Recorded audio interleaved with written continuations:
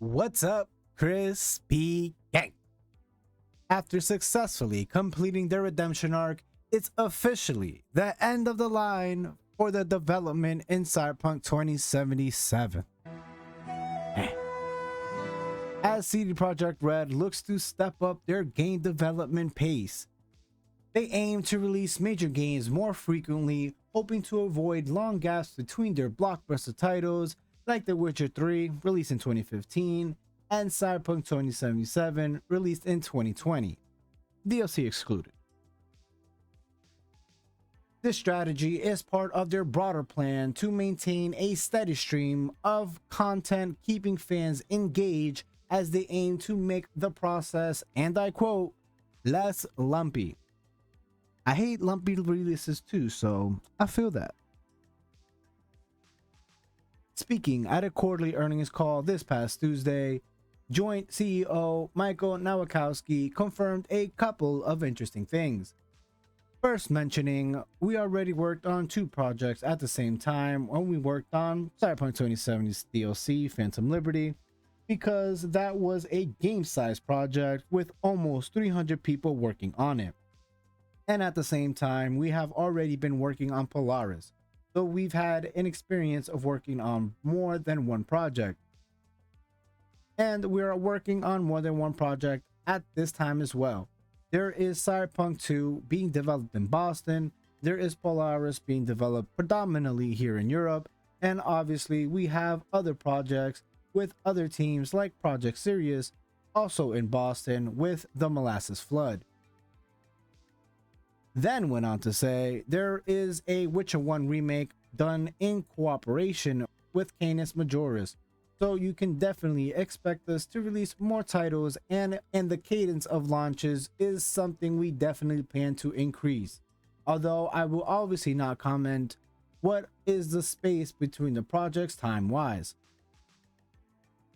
Not really news if you really kept up with this for a while. They've were at one point calling this parallel AAA development, if you remember, where they mentioned that there was a roadmap of how they were going to release future titles. I'm gonna be 100% honest, I completely forgot that there was going to be a Witcher 1 remake that's going to be on the Unreal Engine 5, so that is definitely cool to get kind of reminded on that. Looking forward to that now, actually.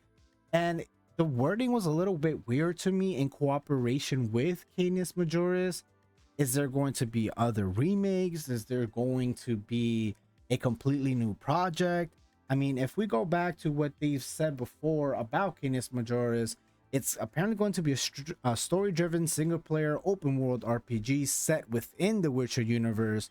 So that kind of gave me the impression that this was going to be a just another project, maybe not something involving Geralt. So the fact that it's in cooperation with Canis Majoris was definitely interesting wording there. I know they're contracting developers from third-party studios and that they've worked on Witcher projects before, so they're definitely vets in that aspect. But definitely got me a little bit excited to get more Witcher content. Another thing that really excited me to hear was the sheer number of developers hard at work on the next Witcher game, codenamed Polaris. As of now, there's around 400 people, 407, 405. People get fired, you know. People be smoking that weed, showing up to hide work. It happened. And is set to move into full production either sometime later this year or very soon.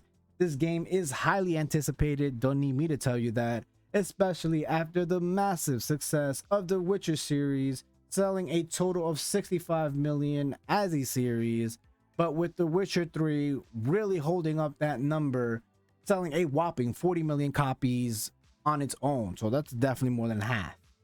But either way, we can look forward to another epic adventure in the Witcher universe. On the Cyberpunk front, CD Projekt is also working hard to expand the Cyberpunk universe. As of early February, there has been rumblings and newspaper clippings about them bringing on veteran developers who have worked previously with Witcher projects. Dan Nowakowski called this Cyberpunk 2 and said developers are working on that. it seems like the ramp up hasn't really happened with Orion. I mean, it seems like as of right now, there's about 47, about 56 developers working on the project. The 17 developers over here just working on bugs and patches. Though the Cyberpunk 2 isn't officially named, I don't mind it at all. You know, why overcomplicate it? I like it. It's sleek. Cyberpunk 2077, despite its initial hurdles, has seen a resurgence in popularity thanks to numerous updates. The Phantom Liberty expansion that really delivered. The expansion introduced new characters, missions, areas to explore, giving players more reason to dive back into Night City, reflecting in sales with over 18 million copies sold. CD Projekt is keen on capitalizing on this momentum, followed by their ambitious plans of also releasing a live action project, if you remember that shows they're really committed to making the most out of this popular IP. I mean, they did a great job with Cyberpunk Edgerunners, which I feel really revitalized a lot of hype and reinvigorated the game a lot. And then it was just a lot of good things happening at once for CD Projekt Red. I feel like Edgerunners was really the catalyst to get people interested back in the game, get people back into it. At that point, it was a lot more steady, a lot more reliable, could have a better experience than at launch. And then we were able to really get the Phantom Liberty expansion. So that, again, they really knocked it out the park and delivered with that. So it is showing that there is a significant appetite for the stories that they can tell in this universe. And we've also seen that it doesn't necessarily have to involve V, doesn't have to involve David Martinez.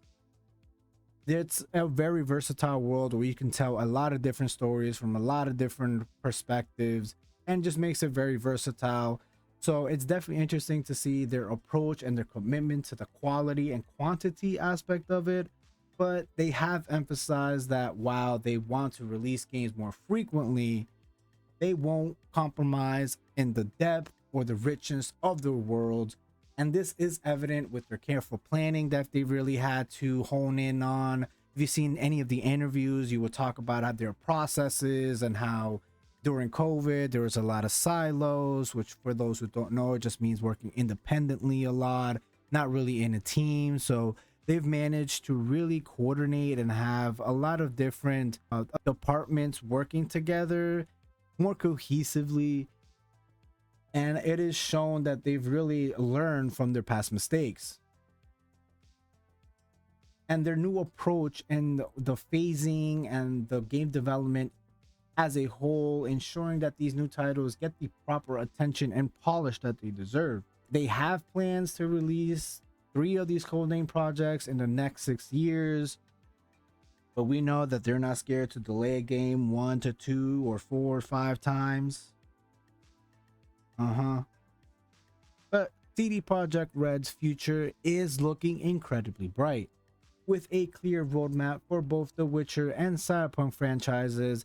And I did not even touch on the project codename Hadar, which is a completely new IP. So who knows what that's about. I would absolutely keep an eye out for the gang, but I have no idea. I mean, my best guess would probably be something in the Middle East, probably like ancient Egypt kind of vibe. I just from name, maybe sorcerer.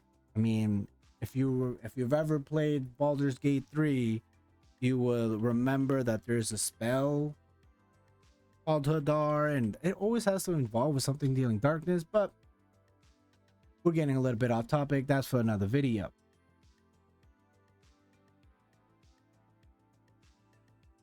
Their dedication to improving the development processes, expanding their team, and exploring new storytelling avenues ensures that we have a lot to look forward to. And I'm sure as hell to have a lot of juicy content heading your way. That's all for today. Thank you for tuning in. This is Crispy signing off. Until next time, keep it crispy, crispy.